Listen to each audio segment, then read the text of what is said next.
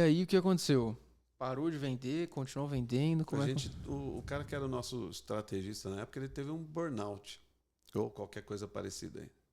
E ele pifou, literalmente. A gente perdeu todo o aquecimento que a gente tinha, tudo que a gente tinha, a gente perdeu. Perdemos o negócio em 3 meses. Chegou, Caramba, cresceu e zerou. rapaz. Assim, ele não abria a porta, a gente não sabia, não tinha acesso. Continuo sem acesso, até hoje ele não sabe, perdi os perfis. Compramos um monte de perfil com RPG, aquelas coisas todas. E perdemos tudo isso. Perdemos literalmente. Aquecimento, você sabe, né? Todo dia, 15 dias seguidos, cada. Para, comenta foto. Hoje você tem ferramenta para fazer isso. A gente fazia na mão. E, desliga e liga para pegar o TP, desliga e desliga. Quer dizer, um É. baita de um trabalhão para você aquecer, porque perdia, já tinha que subir outro, já tinha que subir outro, já tinha que subir outro. Quando começou a funcionar, o cara entrou em parafuso.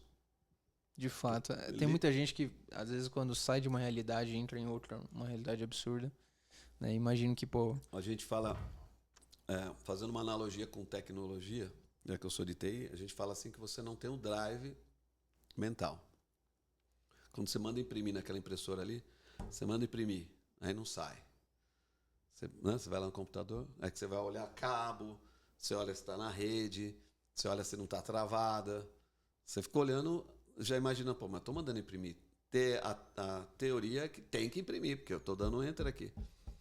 Só que muitas vezes não está conectando com a impressora, porque o drive está desatualizado, o drive expirou, o drive está corrompido, sei lá.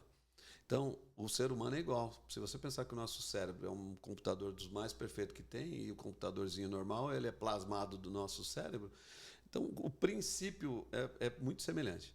Então, eu não tenho drive mental de milhão na minha cabeça. Então, se eu falar uma palavra para você, todo o cérebro a gente pensa em imagem, né? Então a gente tem um córtex visual que é você acessa primeiro. Então, se eu falar uma palavra, se eu falar, vou te dar uma pirapimbóia, você gostaria de ter uma? Você não conseguiu montar uma imagem do que uma pirapimbóia. Então, seu cérebro dá tela azul, faz pam. Windows, né? Tela azul, pam.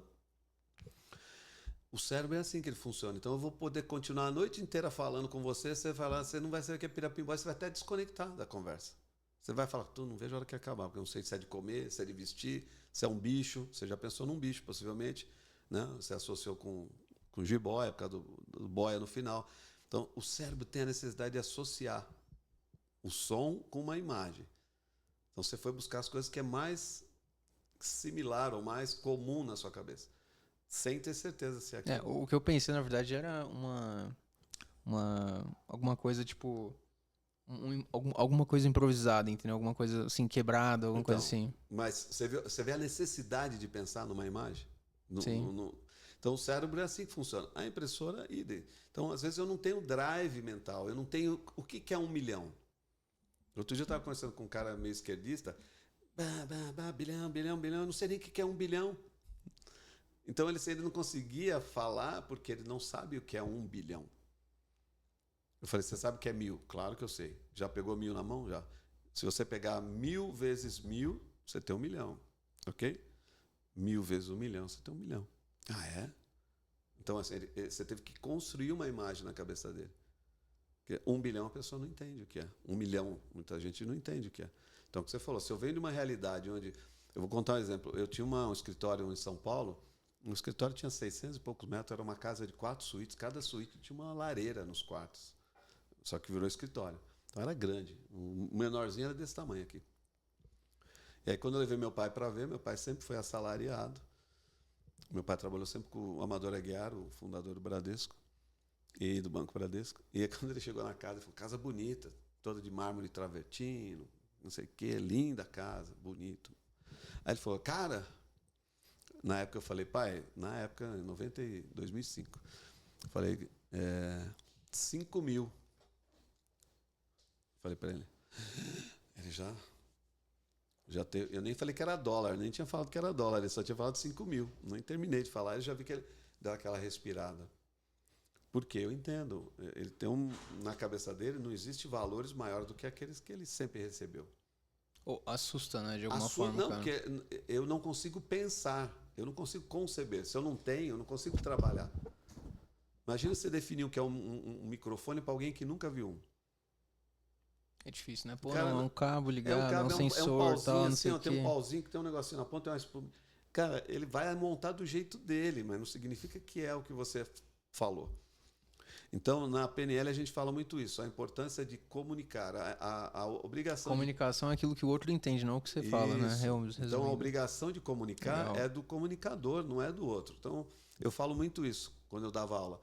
A professora fala, Joãozinho, você é burro, você não aprende. Na verdade, o Joãozinho não é burro, a professora é burra, porque ela não conseguiu atingir o Joãozinho. O Joãozinho, às vezes, Tem um rapaz que ele fala uma analogia muito boa, ele fala assim, se a sua criança está com problema, você tem um filho de 2, 3 anos, não importa, né? E toda vez que você tenta se comunicar com ela, não resolve o problema, na prática, o problema está em você. Com No certeza. cara de 30 ou no cara de 2 anos. É o que eu falo Isso, né? da recuperação quando eu dava aula. Se você passou o ano inteiro ensinando uma pessoa com um método e ela não conseguiu ter nota, por que que um mês vai mudar a vida dela você usando o mesmo método?